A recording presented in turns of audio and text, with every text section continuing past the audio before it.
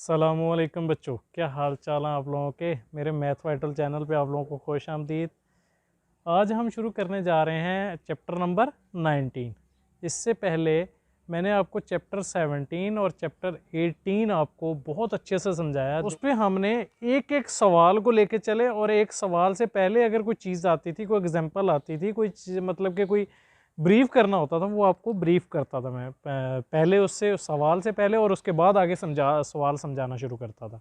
तो अगला चैप्टर जो है वो भी हम ऐसे ही स्टार्ट करेंगे कि पहले हम मैट्रिक्स के बारे में हम पढ़ेंगे, लेकिन मैट्रिक्स के बारे में हमें कम से कम उससे पहले थोड़ा बहुत नॉलेज तो हो कि है क्या मैट्रिक्स। मैट्रिक्स क्या है, उसमें रो क्या होती हैं, कॉलम क्या होते हैं, matrix of equality of matrix क्या होता है, उसके बाद ऑर्डर ऑफ मैट्रिक्स क्या होता है। उसके बाद ये चीज़ें पढ़ने के बाद हम पढ़ेंगे टाइप्स ऑफ मैट्रिक्स। ठीक है, तो हमें पहले छोटा छोटा इंट्रोडक्शन हम लेके चलते हैं, ताकि हमें मैट्रिक्स के बारे में जो हम आगे एक्सरसाइजेज में पढ़ेंगे वो हमें उसमें कोई प्रॉब्लम नज़र ना आए। ठीक है बच्चों, तो अभी वही मेरा पुराना पैगाम शुरू करने से पहले सब्सक्राइब लाजमी कर लें। आपकी बड़ी मेहरबानी, आप लोग हमें अप्रिशिएट किया करें और लाइक करें, शेयर करें। तो आप लोगों के लिए बस इतना ही आप लोगों से रिक्वेस्ट है, हमारी दिलो जान से आप लोगों के साथ रिक्वेस्ट रहेगी बच्चों। तो आइए हम इसको स्टार्ट करते हैं। तो इसमें हम पढ़ते हैं मैट्रिक्स के बारे में, रो के बारे में, कॉलम के बारे में, कि एक मैट्रिक्स होता क्या है। एक मैट्रिक्स वो होता है कि रेक्टेंगुलर एरे होता है। रेक्टेंगुलर एरे होता है किसी भी नंबरों का। ठीक है, एक रेक्टेंगुलर एरे होता है। रेक्टेंगुलर एरे होता क्या है, किसी भी नंबर का हो सकता है, किसी भी एक्सप्रेशन का हो सकता है, फेशियल एक्सप्रेशन या कोई भी एक्सप्रेशन हो सकता है, सिंबॉलिक एक्सप्रेशन हो सकता है, कोई भी लोअर ऑर्डर लेटर हो सकते हैं, कोई भी नंबर हो सकता है। के बाद फिर क्या है कि इसमें क्या हो सकता है, या कोई सिंबॉलिक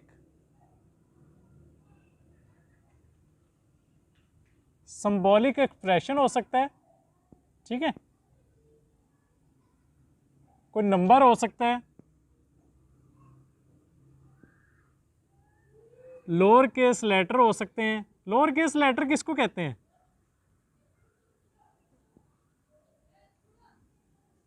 लोअर केस लेटर वो होते हैं जिसको हम ए बी सी डी, जिसे हम छोटी ए बी सी कहते हैं। ठीक है, अच्छा, बड़ी ए बी सी भी आ सकती है, अपर केस लेटर भी आ सकते हैं। दूसरे नंबर पे इसको रिप्रेजेंट किससे किया जाता है? इसको रिप्रेजेंट हमेशा बड़े अल्फ़ाबेट से किया जाता है। बड़े अल्फ़ाबेट यानी रिप्रेजेंट जो किया जाता है, A B C D E, यानी बड़े अल्फ़ाबेट से इसको रिप्रेजेंट किया जाता है। ठीक है बच्चों, अच्छा, उसके बाद इसको क्लोज किससे किया जाता है कि एक इसका जो बाउंड्री वाल होती है वो एक ये वाली, या इसके अंदर भी इसको बंद कर दिया जाता है। जैसा कि अभी हम इसको करते हैं,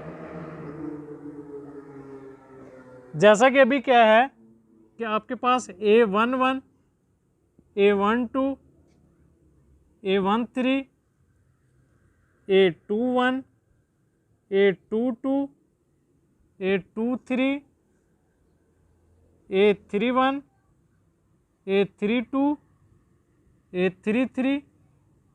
तो आप इसको इस तरह बंद कर दें, ये भी आपका एक मैट्रिक्स है।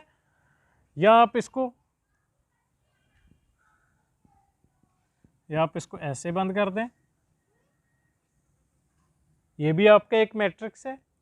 ठीक है बच्चों, तो हम ज़्यादातर इसको यूज़ नहीं करते, हम ज़्यादातर जो होता है वो हम इसको यूज़ कर रहे होते हैं। वो हम ये वाला सिंबॉलिक यूज़ कर रहे होते हैं इसको। ठीक है बच्चों, अच्छा, उसके बाद ये हो गया हमारा मैट्रिक्स के बारे में थोड़ा सा इंट्रोडक्शन। उसके बाद फिर हम समझते हैं रो क्या होती है और कॉलम क्या होता है। आपके पास एक होती है रो और एक होता है कॉलम। ठीक है बच्चों, अब रो कौन सी होती है? रो आपकी होती है हॉरिजेंटल में।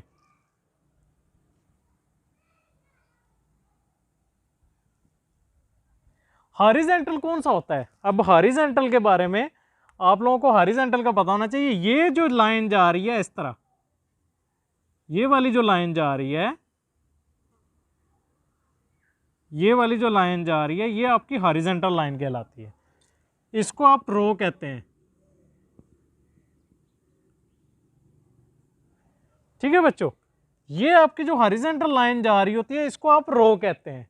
ठीक है, हॉरिजेंटल की लाइन को आप रो कहते हैं। उसके बाद एक वर्टिकल की या डाउनवर्ड की एक लाइन होती है, वर्टिकल, या उसको डाउनवर्ड भी कह सकते हैं।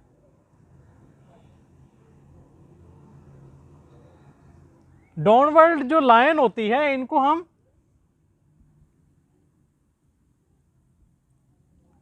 क्या कहते हैं? कॉलम कहते हैं। किसको?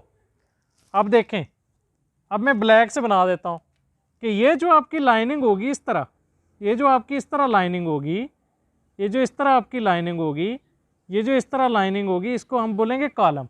जैसा कि ये है, ये आपकी देखें, ये लाइन एक जा रही है, ये आपका कॉलम है।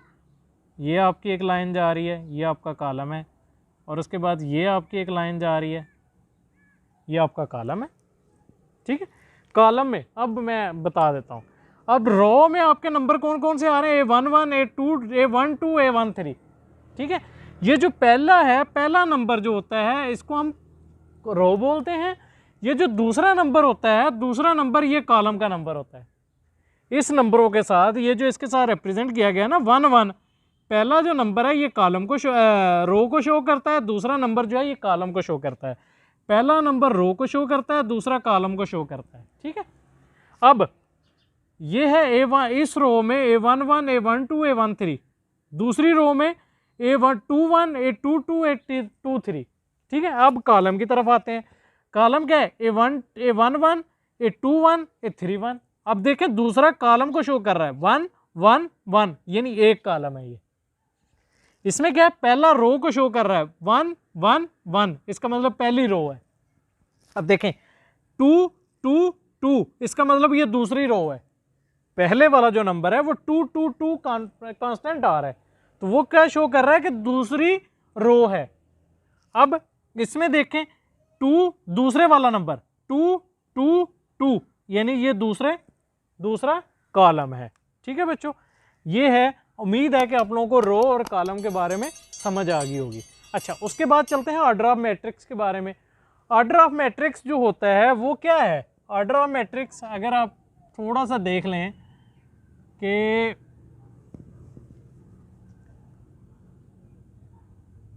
अगर मैं लिख देता हूँ 1 2 3 4, एक आपके पास मैट्रिक्स ये आ गया, एक आपके पास मैट्रिक्स आ गया 1 2 3 4 5 6।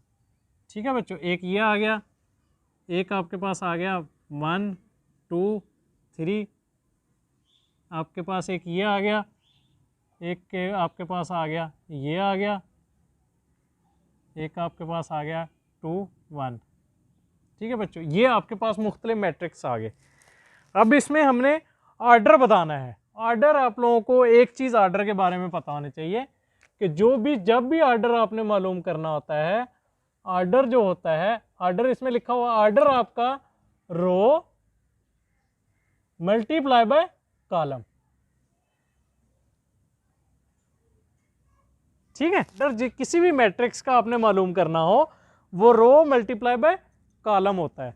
ठीक है, तो अब इसमें देखें, इसमें आपके पास कितनी रो है और कितने कॉलम है ये आपको पता होगा। इसमें देखें आपके पास कितनी रो हैं, 1 2, हम हॉरिजॉन्टल को रो कहते हैं ना, तो ये आपकी हॉरिजॉन्टल की एक रो, दूसरी रो, इसका मतलब आपके पास कितनी रो आ गई? आप रो मल्टीप्लाई बाय कॉलम, तो आपकी कितनी रो हैं? 1 2, यानी 2 रो आ गई। अब कॉलम आपके पास कितने हैं? कॉलम आपके पास 1 2 ही कॉलम है, यानी 2 बाय 2 इसका ऑर्डर है बच्चों। अच्छा, उसके बाद अभी इस पे आते हैं। इस पे हम चलते हैं row multiply by column. Row multiply, इसमें कितनी रो हैं? 1 2 रो है, तो हम क्या लिखेंगे? इसका 2 बाय 2 बाय क्या आएगा, कॉलम कितने हैं इसमें, कॉलम हमारे पास 1 2 एंड 3, तो इसका मतलब 2 बाय 3 इसका ऑर्डर है। इस पे आते हैं, इस पे आपके पास कितनी रो हैं, आपके पास एक रो, चाहे 1 नंबर हो 2 नंबर हो 4 नंबर हो, आपकी एक नंबर है ना, एक ही नंबर है, यानी चाहे यहाँ पे 5 हो 6 हो, चलो मैं 5 लिख देता हूँ, आपके पास एक नंबर है, सिंगल नंबर है, तो आपके पास सिंगल नंबर की भी एक ही रो होगी, ठीक है। 1 2 3, 3 आपके पास रो आ गई, उसके बाद कॉलम आगे लिखना होता है। कॉलम आपके पास कितने हैं, कॉलम आपके पास एक ही है, कॉलम आपके पास, इस कॉलम पूरे के अंदर 3 नंबर हैं, लेकिन कॉलम ये एक ही कहलाएगा, तो 3 बाय 1, ठीक है बच्चों। अब चलते हैं इस पे आप देखो, इस पे हमारे पास ऑर्डर क्या है, इसके पास आपके पास एक ही नंबर है, एक ही नंबर है। आप इसको देखो, अगर आप रो देखो, रो भी एक है और कॉलम भी एक है, तो ये आ जाएगा 1 बाय 1 का। अच्छा, इस पे अभी आते हैं, इस पे आपका ऑर्डर क्या आएगा, इस पे आपका ऑर्डर क्या आएगा, आपके पास कितनी रो है, एक रो है, उसके बाद कॉलम कितने हैं आपके पास, 1 2 कॉलम, 1 बाय 2 इसका ऑर्डर आ गया, ठीक है बच्चों। ये था आपको ऑर्डर के बारे में। अच्छा, उसके बाद equality of matrix. Equality of matrix क्या होती है, इक्वालिटी ऑफ मैट्रिक्स में आपने 2 चीजें देखनी होती हैं, ठीक है बच्चों। 2 चीजें आपने देखनी होती हैं कि नंबर, आपके जो नंबर हैं वो सेम होने चाहिए और रो और कॉलम सेम होने चाहिए, ठीक है। अच्छा, एक ये देखें, अभी एक आपके पास इस तरह है रो, आपके पास एक कॉलम है आपके पास 2 4 1 2, ठीक है बच्चों। एक आपके पास कॉलम है 2 + 0, या इसी को कर लो 2 4 1 2। देखो अभी आपने क्या देखना है कि इसकी रो और कॉलम कितने हैं, इसकी रो और कॉलम कितने हैं। इसकी रो अभी देखो 1 2 रो, ठीक है, इसकी 1 और 2 रो, ठीक है। उसके बाद कॉलम 1 2 कॉलम, 1 और 2 कॉलम, कॉलम और रो के हिसाब से तो ये इक्वल हो गया। अब इसके नंबरिंग देखने हैं, 2 पहले नंबर पे 2 है, इसमें भी 2 है, दूसरे नंबर पे इसमें 4 है, इसमें भी 4 है, तीसरे नंबर पे इस पे 1 है, इसमें भी 1 है, इस पे 2 है, 2 है, ठीक है जी, ये हो गया आपका इक्वल, ठीक हो गया। अच्छा, उसके बाद यहां पे आप लिख लो 5। अब देखो, पहले आपने क्या देखा, रो और कॉलम देखा, आपके पास रो 2 है, इसके पास भी 2 है, ठीक है। कॉलम 1 2 1 2, 2 कॉलम 2 कॉलम बराबर है, यानी ये भी 2 बाय 2 ऑर्डर का है, ये भी 2 बाय 2 ऑर्डर का है, ठीक है जी, इस हिसाब से ओके इक्वल हो गया। उसके बाद फिर क्या करते हैं, 2 2 4 4 1 5, ये अब क्या है, इस नंबर का फर्क आ गया, तो इस नंबर का फर्क आ गया, तो इसका मतलब हम क्या लिखेंगे, ये वाला जो मैट्रिक्स है इस मैट्रिक्स के इक्वल नहीं है, ठीक है बच्चों। अब एक चीज और है, अब देखें 1 + 4 में लिख देता हूं, तब यहां पे क्या बन गया, 1 + 4 का मतलब क्या है, यहां पे 5 बन गया, ये भी 5 है, तो इसका मतलब ये फिर इक्वल हो गया, इसका मतलब ये फिर इक्वल हो गया। इस तरह इक्वालिटी ऑफ मैट्रिक्स जो है वो आपका मैटर करता है, आपने ध्यान से देखना होता है, किसी जगह पे प्लस आ रहा होता है, प्लस माइनस, यानी ये 4 है, यहाँ पे 2 + 2 लिखा होगा, यहाँ पे 2 है, यहाँ पे 2 + 0 लिखा होगा, तो इन चीज़ों को आपने गौर से देखना है और उसके बाद मैट्रिक्स पे चलना है, ठीक है बच्चों। ये है इक्वालिटी ऑफ मैट्रिक्स, ये बट 2 बाय 2 का मैंने समझाया है। आगे जब हम सवालात करेंगे उसमें 3 बाय 3 का भी आएगा, 2 बाय 4 का भी आएगा, 2 बाय 6 का भी आएगा, कुछ इस तरह के सवालात आएंगे, तो हम उनको जब करेंगे, सॉल्व करेंगे, तो हमें इन चीज़ों का पता चलना शुरू होगा कि इक्वालिटी ऑफ मैट्रिक्स बेसिकली है क्या, ठीक है बच्चों। तो अब हम मेरा ख्याल है कि आज के लिए इतना ही काफ़ी है। नेक्स्ट लेक्चर में मैं आप लोगों को बताऊंगा टाइप्स ऑफ मैट्रिक्स के बारे में, लिहाजा आप इस चैप्टर को, इन चीज़ों को, ये जो शुरू का इंट्रोडक्शन होता है ना, इसको लाजमी देखा करें। जब इसको देखेंगे ना अब, तो इसको अगर आप लोगों ने बहुत अच्छे तरीके से समझ लिया, इसको देख लिया, आप लोगों ने अच्छे तरीके से समझ लिया, तो आगे आपका पूरी एक्सरसाइजेज जो होती हैं वो आपके लिए समझना आसान होगा। ठीक है बच्चों, तो उम्मीद है कि आप लोग बहुत अच्छे तरीके से समझ कर रहे होंगे, लर्न कर रहे होंगे, कंसेप्ट को ले रहे होंगे, रट्टा नहीं लगा रहे होंगे।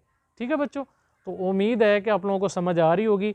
तो मुझे दुआओं में याद रखिएगा, मेरे चैनल को लाइक करें, सब्सक्राइब करें और शेयर करें। मुझे दीजिएगा इजाज़त, नेक्स्ट वीडियो में दोबारा हाज़िर होऊंगा। अस्सलामु अलैकुम वरहमतुल्लाहि वबरकातुहू।